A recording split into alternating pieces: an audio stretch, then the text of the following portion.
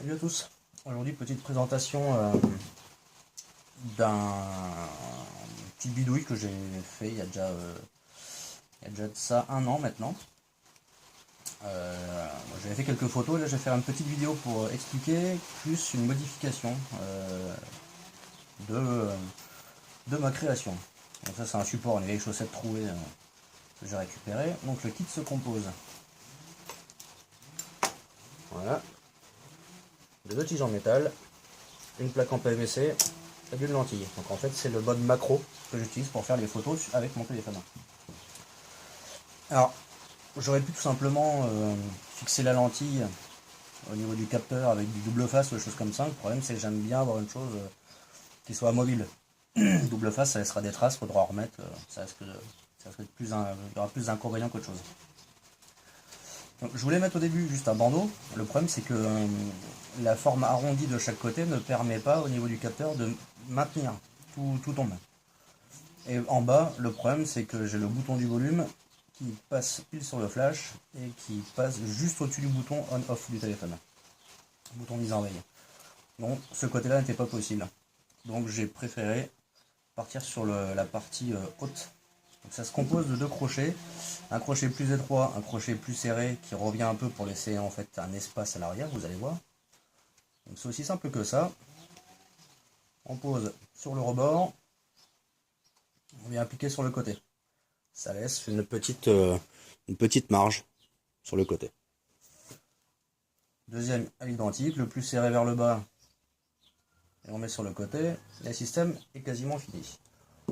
Pour ce faire, j'ai récupéré une lentille, c'était sur un rétroprojecteur un peu qui partait à la poubelle.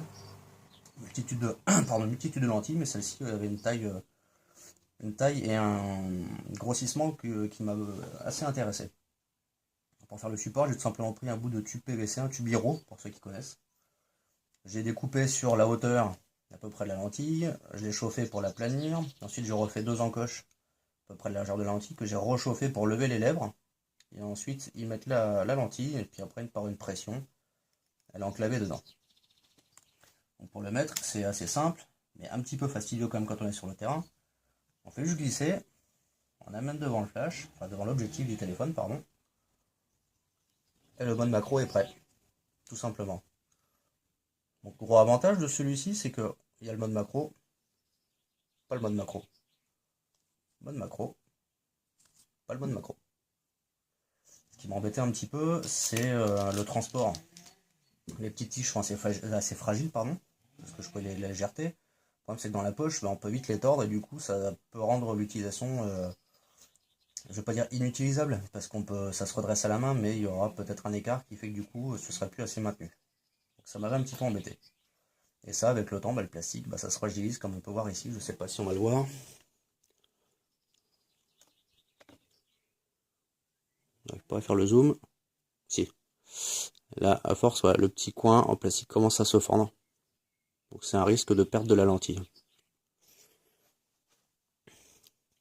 Donc du coup, j'ai fait une version 2, beaucoup plus simple.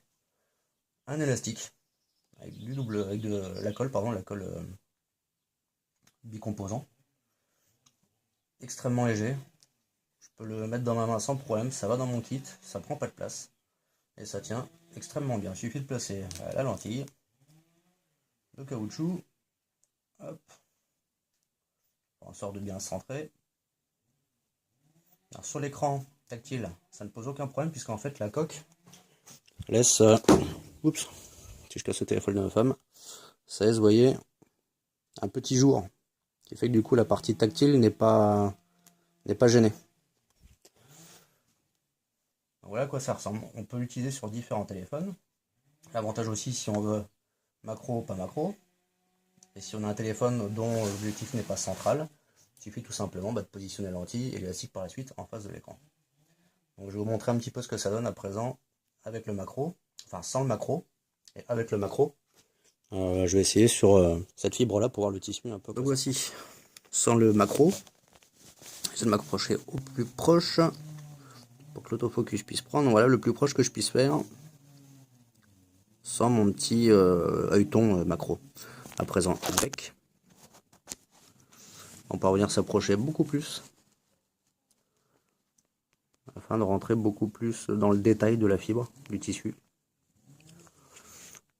Voilà. C'est aussi simple que ça. Donc, je peux vous montrer sur un autre petit détail, c'est pas un bouchon qui se trouve là.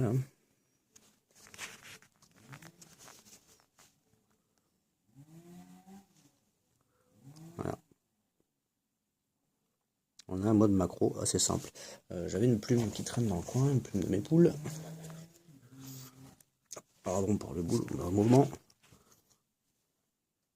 On va pouvoir rentrer dans quelque chose de beaucoup plus proche,